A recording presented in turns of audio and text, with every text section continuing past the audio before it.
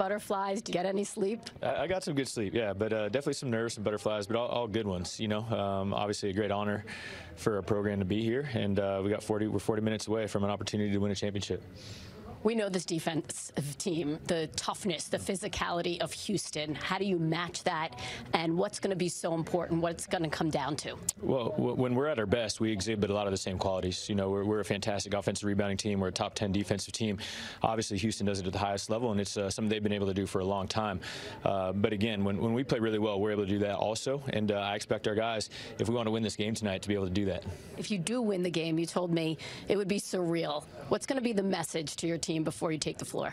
Just we got to focus on ourselves. You know, we've had a great season so far, won 35 games for a reason.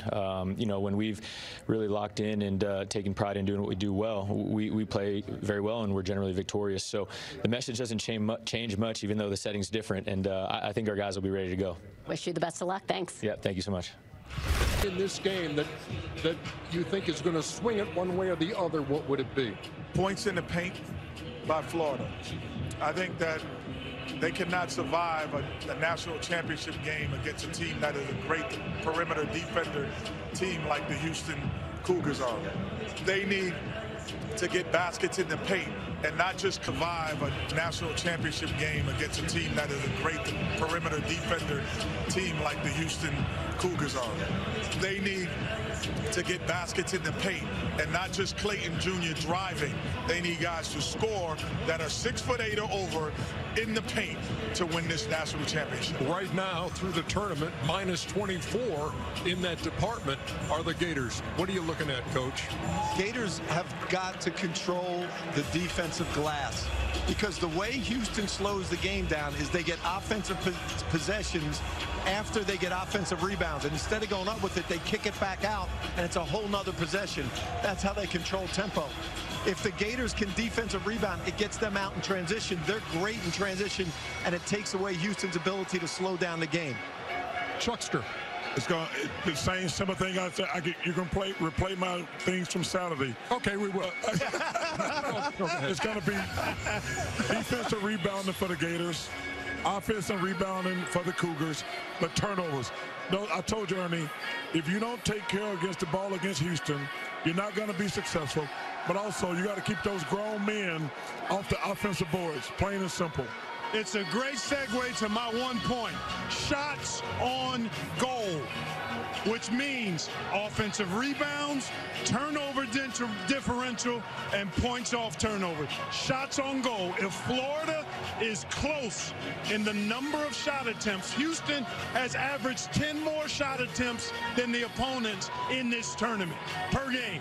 If Florida is close within 4 or 5 shot attempts, they win comfortably in my mind. Just a few things I'm looking at when you look at numbers and you see what these teams have done. Second chance points.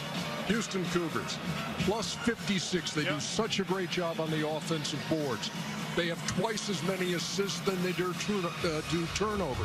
Florida has turned it over more times than they've assisted on buckets. But here's the deal, and the foul line sounds boring, but the Gators are plus 37.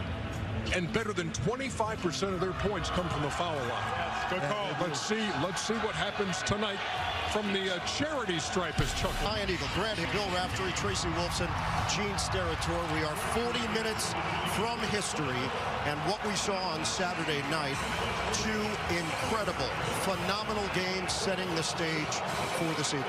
And I think we'll see that again tonight. 2 great teams, well coached. They love the late game heroics this tournament, and they're both trying to make history as champions, which one of us knows about. You've experienced these special nights, and these kids have worked all their life for moments like this. This is very special. How Houston got here, we got to go back. Florida's got one of the best offenses in college basketball. They're balanced, but what we've seen in this tournament has been a breakout performance from one Walter Clayton Jr. He's an exceptional kid. Great leadership qualities, a great feel for the... Todd Golden, Kelvin Sampson, both looking for their first national championship, but the two are at very different stages of their career. Todd Golden, 39 years old, in his 3rd season at Florida. Kelvin Sampson, 69 years old, in his 11th season at Houston, and he's going for his 800th career win tonight, his 300th at Houston, and he could become the oldest to ever win a national championship.